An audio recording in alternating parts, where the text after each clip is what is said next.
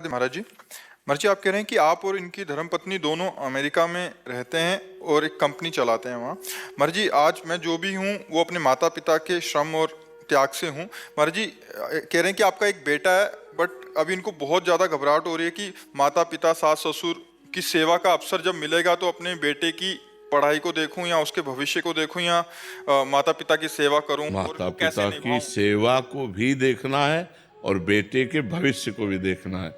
दोनों बातें अति आवश्यक हैं।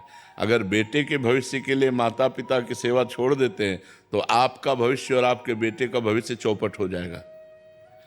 अगर माता पिता की सेवा कर रहे हैं और बेटे के भविष्य को छोड़ रहे हैं, वो ठीक नहीं, क्योंकि आपका कर्तव्य है, वो भी कर्तव्य है। जैसे आपके माता पिता ने आपको पुष्ट किया, ऐसे आपको चाहिए अपने पुत्र को पुष्ट करना। लेकिन जिन माता पिता ने आपको पुष्ट किया, उन माता पिता की वृद्धावस्था आने पर या सास ससुर की अवस्था आने पर हमको जरूर सेवा करनी चाहिए। अब ये आपको बैठालना है कि आपको माता पिता के पास रह कर के बच्चे की सेवा करनी है या माता पिता को अपने पास रख कर के बच्चे को पढ़ाना। ये आपको देखना पड़ेगा कि आपको सुविधा क्या पड़ती है, माता पिता को सुविधा क्या पड़ती है। पर लेकिन कर्तव्य दोनों को पालन करने का है।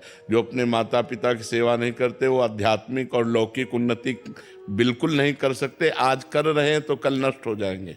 उन्हीं की कृपा से है कि हाँ वही, यही बात नहीं। हम सोचते हैं कि उन दिनों के लिए सोचो जब आप लघुशंका और शौच करने का भी ज्ञान नहीं रखते थे, गोदी में ही शौच कर दिया, गोदी में ही लघुशंका कर दिया। कभी हमारे को माता ने इस बात के लिए पीटा नहीं और दुलार ही किया। आज वो सैया पर अगर शौच कर देते हैं तो हमारा कर्तव्य है हमको वैसे ही दुलार करते हुए उनकी सेवा करनी चाहिए। वो बड़े निकृष्ट हैं, वो बड़े नीच हैं जो जवान होकर अपने वृद्ध माता पिता को पीड़ा पहुंचाते हैं और उनकी सेवा नहीं करते। उनकी बड़ी दुर्गति होगी। इसलिए मातृदेवो भव पितृदेवो भव, ऐसा हमारा वेद कहता है। वो साक्षात भगवान है। ऐसे भाव से आराधना करते।